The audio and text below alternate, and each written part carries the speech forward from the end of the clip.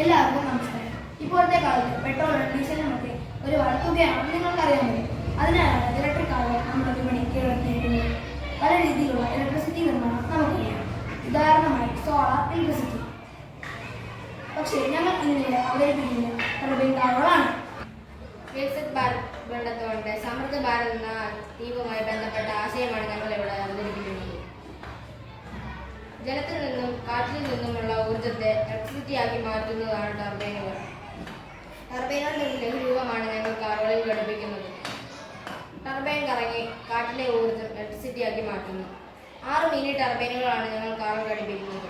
4 എണ്ണം മുകളിലും 2 എണ്ണം മുൻവശത്തുമായാണ് ഘടിപ്പിക്കുന്നത്. ഒരു ബാറ്ററി കൂടി ഞങ്ങൾ കാറിൽ ഘടിപ്പിക്കുന്നുണ്ട്. ആവശ്യമുള്ള ഇലക്ട്രിസിറ്റി എടുത്ത് ബാക്കിയുള്ള കാറിലെ ബാറ്ററി സേവ് ചെയ്ത് വെക്കുന്നു. ആവശ്യമുള്ള സമയത്ത് ടർബൈൻ ഓൺ ചെയ്യാനും ഓഫ് ചെയ്യാനും സാധിക്കും. കാര്യത്തിലും ടർബൈൻ കാറുകൾ